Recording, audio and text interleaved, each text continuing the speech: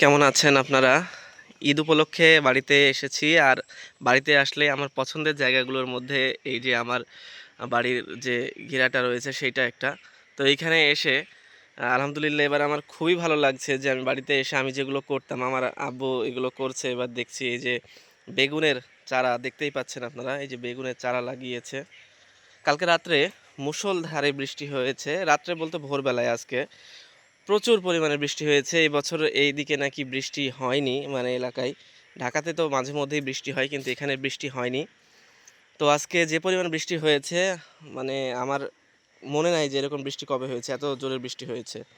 তো এই যে এখান থেকে বেডে চারা দিয়েছিলাম বেগুনের, সেখান থেকে এদিকে লাগিয়েছি। আরও এইগুলো অবশিষ্ট আছে, আরও লাগানো যাবে। এই যে আমার যে হচ্ছে সুইট লেমনের গাছটা এখানে কিন্তু এই যে ধরেছে, আবার ফুলও এসেছে। সুইট লেমন অনেকগুলোই ধরেছে। এতটুকু গাছ আমি জানি না রাখাটা ঠিক হবে কিনা, কিন্তু বেশ ভালো পরিমাণে কিন্তু ধরেছে। এরপরে এদিকে আব্বা দেখছি আবার মরিচের চারাও লাগিয়েছে। বৃষ্টি হওয়াতে খুবই ভালো হয়েছে যে গাছগুলো এখন খুব ভালো মতো লেগে যাবে এবং দ্রুত বড় হবে। তো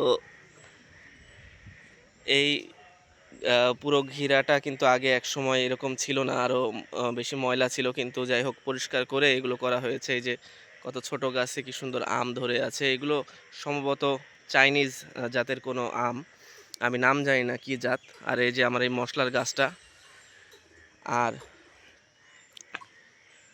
এইদিকে লেবুর গাছ আমি যেটা কলম করে লাগিয়েছিলাম সেই লেবু গাছে কিন্তু প্রচুর পরিমাণে লেবু ধরেছে মাশাআল্লাহ। আপনারা দেখেন, আপনারা দেখে আপনারাও খুশি হবেন। এই তো কি পরিমাণ লেবু ধরেছে। এই যে পুরো গাছ জুড়ে সুন্দর লেবু হয়েছে আলহামদুলিল্লাহ। এই দিকটায় এই লেবু গাছে, এই যে এই পাশে আর একটা লেবু গাছ, আর এই যে এটাও আমার হাতের কলম করা। লেবুগুলো এখনও খাওয়ার উপযোগী পুরোপুরি হয়নি, তবে দেখে মনে হচ্ছে যে বড় হয়ে গেছে, কিন্তু আসলে এখনও খাওয়ার উপযোগী হয়নি, আরও বড় হবে। এগুলো দেশি কাগজি লেবু হলেও একটু সাইজে বড় হয়, অনেক ভালো জাতের, যার কারণেই আমি এতগুলো কলম করেছি। এই যে এটাও কিন্তু কলমেরই গাছ, এটাতে লেবু ধরেনি, তবে অন্যান্য যেগুলো কলম করেছি সেগুলোতে কিন্তু সবগুলোতেই লেবু এসেছে। এই যে এই গাছটাতেও লেবু এসেছে, তারপরে এই যে এখানে আরেকটা কলম আছে এইটাতেও কিন্তু লেবু এসেছে। মাশাল্লাহ অনেক ভালো পরিমাণে লেবু এসেছে। আর এই তো আমাদের হচ্ছে হিমসাগর আমের গাছ, এইটা একটাই আছে আমাদের হিমসাগর।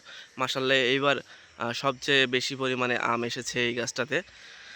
আর একটা আম দেখিয়েছিলাম একটা ছবিতে, কি আম জানতে চেয়েছিলাম আপনাদের থেকে, আপনারা অনেকেই কমেন্ট করে জানিয়েছিলেন। সেই আমটা বড় হয়ে গেছে, পলিথিন দিয়ে রাখা হয়েছে। এইবারই প্রথম ধরেছে, কি জাত জানি না, সম্ভবত এটাও চাইনিজ কোনো জাত। কেমন হবে বা কতদিন থাকবে জানি না। তো এই হচ্ছে পরিস্থিতি, এই হচ্ছে আমার ঘিরার ভিতরের পরিবেশ প্রকৃতি এই মুহূর্তে। আর এই পাশে ছোট চাচাদের যে যে আমের গাছগুলো আছে সেগুলোও কিন্তু বেশ ভালো পরিমাণে আম ধরেছে ছোট ছোট গাছে। এই বছর আমের ফলনটা সব জায়গাতেই বেশি, আমি দেখেছি যে প্রতিটা আমের গাছেই খুব ভালো পরিমাণে আম এসেছে। ওইদিকেও লেবু গাছ আছে, ওই লেবু গাছগুলোতেও ভালো লেবু ধরেছে। তো যাই হোক এইখানটায় আসলে আমার মনটা খুবই ভালো হয়ে যায়, খুবই ভালো লাগে যে এত সুন্দর গাছপালা, প্রকৃতি, এই সব সবজি, শাকসবজি, ফলমূল এগুলো দেখলেই মনটা অটোমেটিক্যালি ভালো হয়ে যায়, খুবই ভালো লাগে। তো আপনাদের কেমন লাগলো, কেমন লাগে সেটাও জানাবেন কমেন্টের মাধ্যমে। পরবর্তীতে আমি আপনাদেরকে আবারও জানাবো, আবারও যখন বাড়িতে আসবো, যখন এগুলোতে ফল ধরবে বা সবজি ধরবে তখন আপনাদেরকে দেখানোর চেষ্টা করব। তো আমের মৌসুম আপনারা উপভোগ করুন। আম, শুধু আম না, মৌসুমি ফল অনেক কিছুই পাবেন এই মুহূর্তে।